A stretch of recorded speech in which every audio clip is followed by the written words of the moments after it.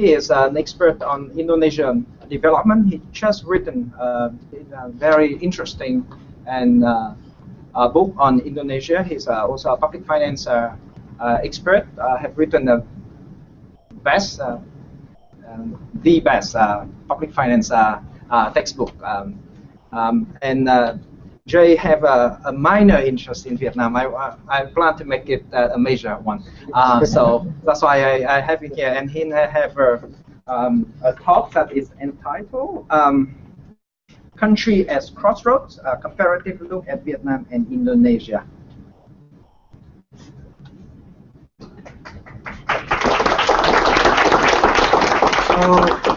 Good morning to our friends in Vietnam. Good evening. This is where Vietnamese is much more efficient. If you say Xin Dao, it covers all times of day, everywhere in the world. I'd like to begin with a disclaimer to follow on your comments. In the spirit of transparency and truth in advertising, I would like to acknowledge that I am not an expert on Vietnam. It's true that over the past decade, I have taught at the Fulbright School, conducted collaborative research with colleagues in Vietnam, and advised or tried to advise the Ministry of Finance on fiscal policy. But I am probably one of the least knowledgeable people in this room about Vietnam. That's the opening statement. Why did you invite me? Because we would like to take this opportunity to place Vietnam in a comparative perspective and pose some provocative questions on what the Socialist Republic of Vietnam might learn from its ASEAN neighbor to the south, Republic of Indonesia, and what both countries might learn from their East Asian neighbors. I'd like to place my comments in the context of two studies conducted by the Harvard Kennedy School that both had a similar objective: to look back at recent development results over the last 10 to 20 years and to project future development prospects. Two studies, common objective, different countries. So 7 years ago, the Harvard Kennedy School Vietnam program issued a report, Choosing Success: The Lessons of East and Southeast Asia and Vietnam's Future. Last year, the Harvard Kennedy School Indonesia program published a book, The Sum is Greater Than the Parts: Doubling Shared Prosperity in Indonesia Through Global and Local Integration. Both studies look at the current and projected development paths of the respective countries and explore options in moving towards a more robust, sustainable, and equitable development trajectory. So looking back at the study on Vietnam, a key theme of Choosing Success is the need for Vietnam to construct a firewall between economic and political power to avoid proceeding down Southeast Asia's path of crony capitalism and instead enable it to replicate the East Asia miracles. A key theme of The Sum is Greater Than the Parts, the Indonesia study, is to follow its fundamental political reform, known as reformasi, after the fall of Suharto, with equally dramatic economic reform. A common focus of both studies is on proactive policymaking, institutional transformation, and human resource development. So, I'm going to pose three questions for you. Three questions for your consideration in light of these two studies and events that have transpired since the publication of each study. Question one. 7 years ago, it was hard to convince senior Vietnamese leaders that anything was wrong with their development model, that it was no longer sustainable without fundamental political and institutional reform. Vietnam was doing pretty well. Things were going along pretty well, so what's the problem? If it's not broken, don't fix it. Now there appears to be a consensus that both the world and Vietnam have changed significantly, and there's consequently a need for the changes that were proposed 7 years ago. And one of the great advantages of following Professor Dappes is that he has set the table nicely. You saw the numbers. I don't have to repeat any of the data. I knew David would have a good data set. And you don't have to be an economist to know up and down. And Vietnam is sideways and down, and almost every number David put up. So there is a consensus that something's wrong, that Vietnam is really punching below its weight. So the question, Is Vietnam prepared to construct that firewall between economic and political power to achieve a more efficient and equitable allocation of resources? Vietnam clearly has the political authority to do this, but does it have the political will and institutional capacity to challenge entrenched special interests? I'm looking forward very much to a paper later in this panel from Dr. Zhu about building a reform coalition. It seems to address one of the major problems. Question number 2. Now we're going to switch to Indonesia. 16 years ago, President Suharto resigned. After 32 years in power, and Indonesia began a remarkable transition to democracy called Reformasi, while launching at the same time an ambitious Big Bang decentralization program. Everybody said it would fail. Everybody said that Indonesia is going to fall apart. 17,000 islands, different ethnic groups, religious groups. Perfect recipe not to decentralize. Worked pretty well. It's been relatively peaceful. It has made a transition from a unitary, highly centralized state under Suharto to a competitive democracy at all levels of government. This political revolution has been largely peaceful, and it's made great strides in addressing what Indonesians call KKN. You don't know it, but you also speak Indonesian. First K, korupsi, corruption. Second, kolusi, collusion. And nepotism. So some call it crony capitalism. Indonesia just calls it KKN. And they've made some significant strides, especially with the Corruption Eradication Commission. Right now, I think it has still a 100% conviction rate. They choose their cases carefully, but it's involved governors, members of legislature, and members of the cabinet, ministers. And they just elected President Joko Widodo, Jokowi, Indonesia's first president not associated with Suharto's new order since the downfall of Suharto. Remarkable, an outsider who didn't even have the support of his own party has managed to be elected, and so expectations and hopes are very high. Now the problem. Like Vietnam 7 years ago, it has been difficult to convince senior Indonesian leaders that anything is wrong with the development model, that it has placed Indonesia on a relatively low-level growth path that is jobless, unsustainable, and inequitable. Other than that, it's a pretty good strategy.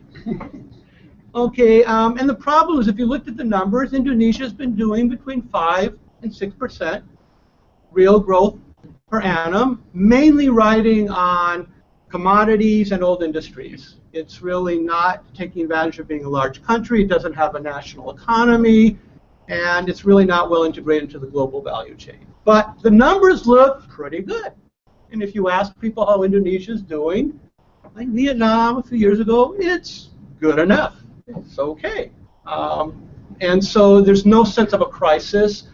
There's no sense of urgency, so there's no real political mandate to make some fundamental structural reforms. So, second question, this is for Indonesia. Is Indonesia prepared to make the policy and institutional changes necessary to put it on a more favorable development trajectory? Has it recognized the need for a new growth strategy? Does it have the political authority, contrast to Vietnam, does it have the political authority in a fractious democracy and the institutional capacity with a decentralized and often ineffective civil service to challenge entrenched special interests? Similar theme, similar challenge, very different context. And my final question, which should about use up my 5 minutes, what can Vietnam learn from Indonesia's remarkable, peaceful political transformation? What can Indonesia learn from Vietnam's recognition of the need for a new development model? And what can both countries learn from the East Asian tigers regarding institutional reform and accompanying investments in human resources. So a little bit of provocation for you this morning or this evening in Vietnam. Get your reactions, your suggestions, and your protests. So we would like you to make comments on the three questions that Professor Rosengard just posed to us. I have one more question.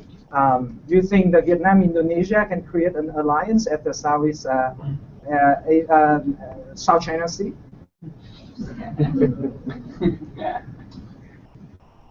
Shall I answer? Yes. Okay. I'm just an economist. You get into global military strategic strategies.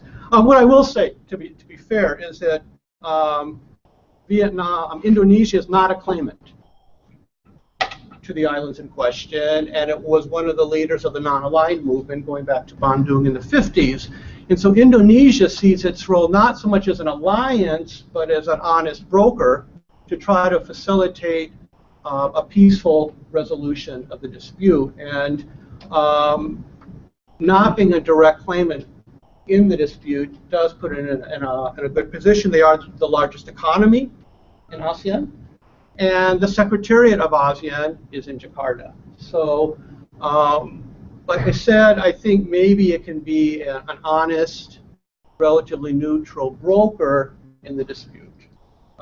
China, of course, has tried to make it a bilateral set of disputes rather than any kind of multilateral action within the region, and this has been a challenge to ASEAN.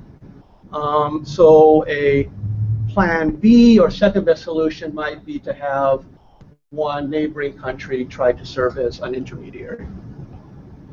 Very difficult question. He's tricky. You got to watch this guy. Thank you for the very interesting presentation. So, because then you are talking about the political power or capacity and also the political willingness, I mean, to institute, to bring about institutional reform, right? I mean, to improve the economy.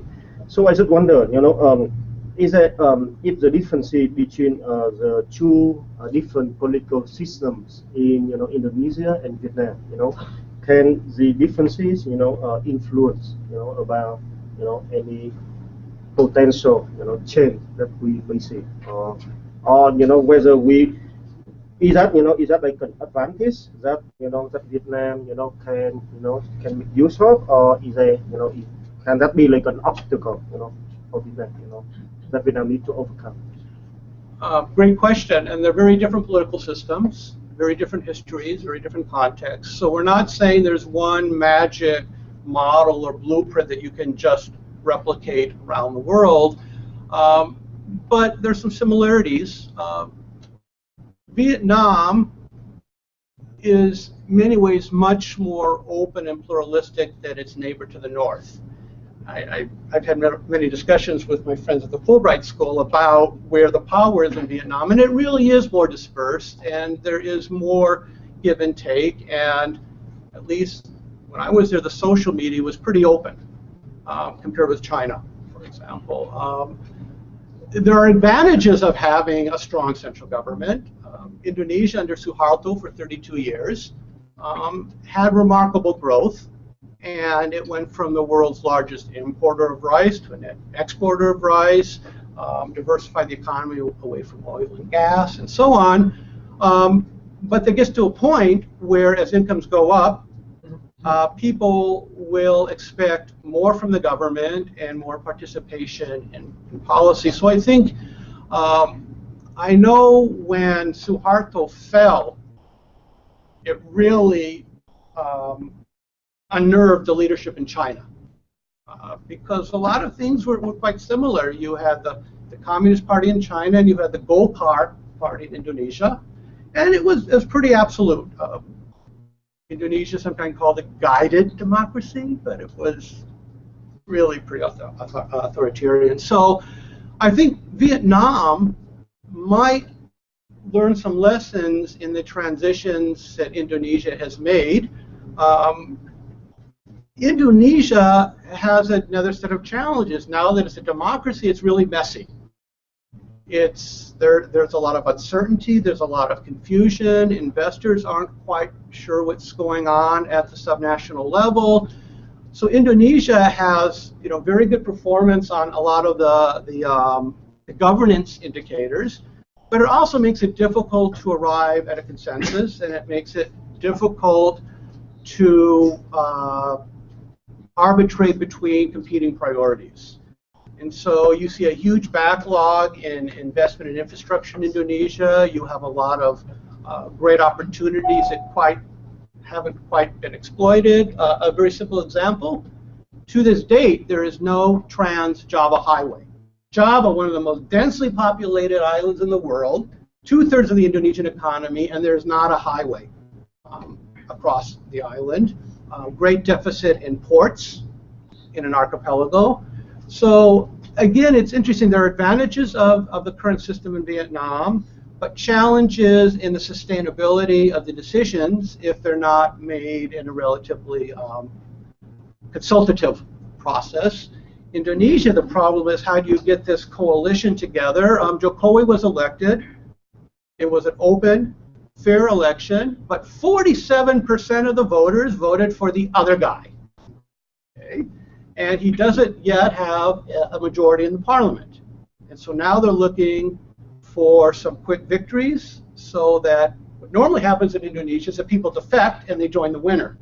If Jokowi can demonstrate that he's a winner and he's really going to be successful, he will probably have a majority in parliament. So they're very different systems, very different challenges, but both countries are basically underperforming. And both countries could be doing much better than they're doing right now. Here.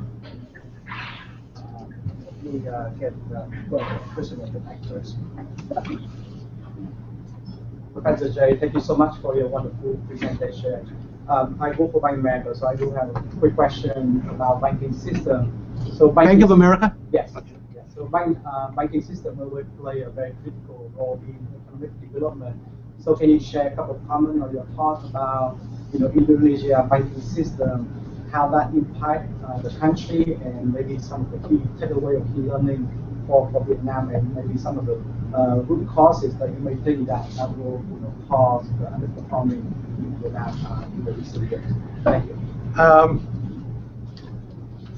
I direct the financial sector program at the Kennedy School, so I have actually looked at the banking systems in both countries, and some of our colleagues, Fulbright School, know a lot more about current situation of banking in Vietnam. But a couple of simple points. In Indonesia, they've made great strides starting under Suharto and continuing today in terms of inclusive banking.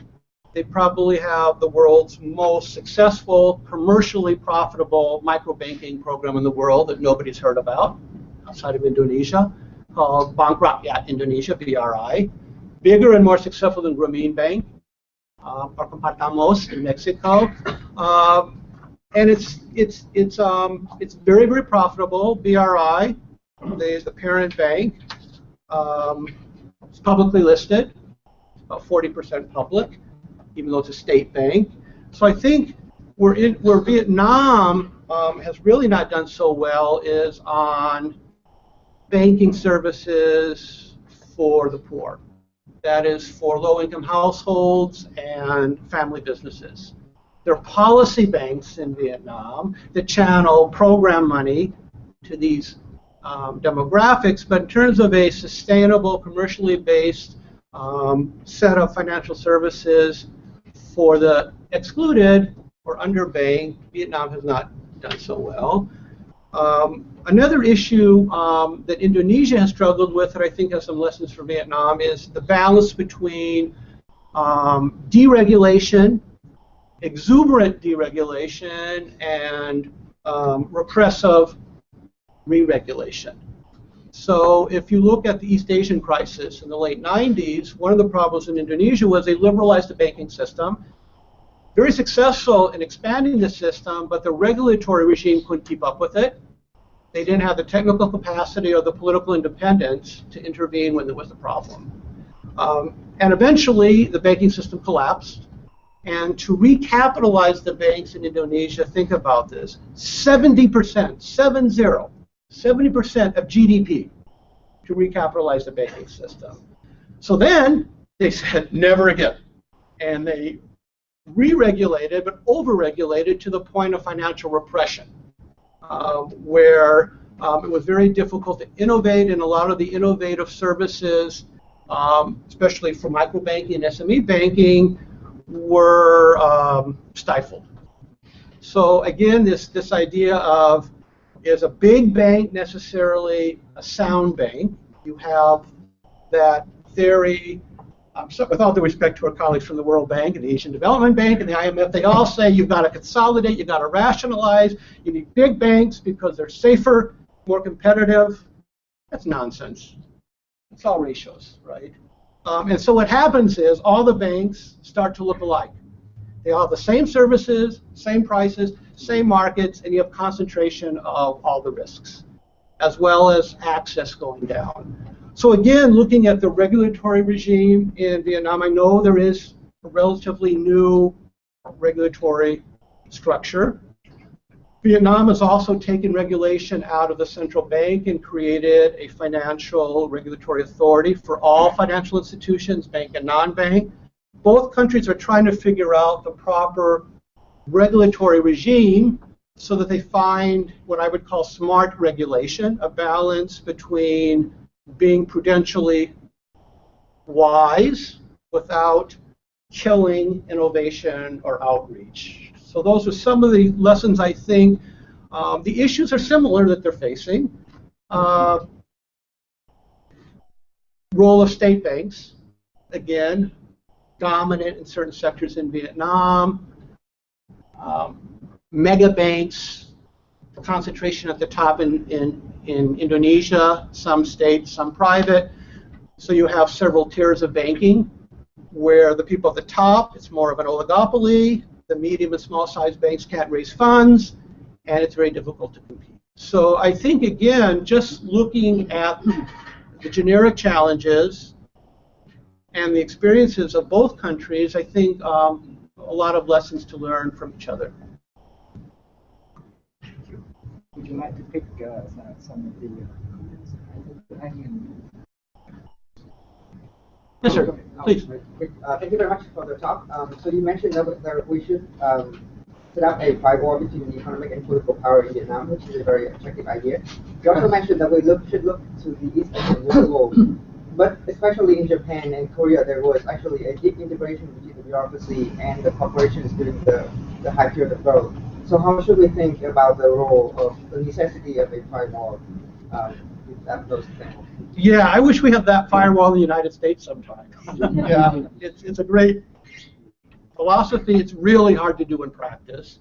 And democracy is really, if you look at public choice theory, it's special interests mobilizing, maybe not special interests, particular interests mobilizing for their own good. So I think the principle of a firewall is important. It's also important to remember that the world has changed dramatically since the East Asian miracles. WTO is here.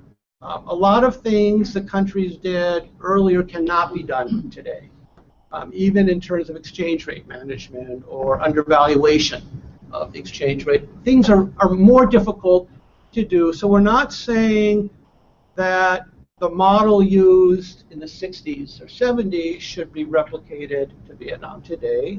It's not workable. But there are a couple of themes that you saw in the East Asian miracles, and that was a continuous learning reform. When things didn't work, they tried something else. It was very pragmatic. When the chaebols, for example, in Korea, got too powerful, and you saw what happened in 97, 98, there was a real change in policy in Korea to try to basically change the industrial policy and the relationship between the government and the conglomerates. Japan has now had more than 2 decades of lost or no growth, and largely deflationary period. So what I would look at is things like investment in human resources, investment in the education systems, and investments in increasing productivity, kind of the policies that were very pragmatic and seemed to work well, and when they had outlived their usefulness, the policies would evolve. And what you see in Southeast Asia in general, I do a lot of work in Thailand, Philippines, it's similar, is that the policies are stagnant. It's not more of a learning or dynamic or evolutionary public policy.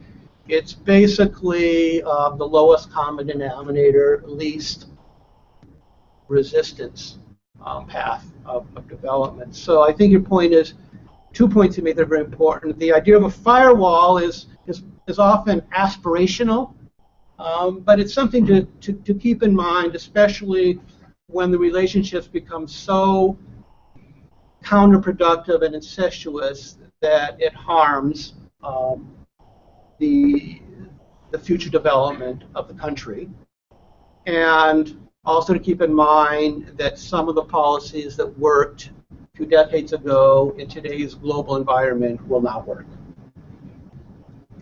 Thank you, Jay. I think there's some hands up that I would like to leave time for other speakers, but I think I want to thank you, Jay, for your excellent talk.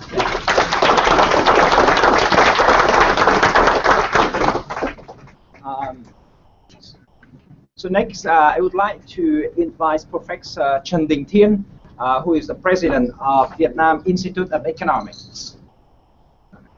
The title of his talk is Economic Pressure as a Reform Opportunity.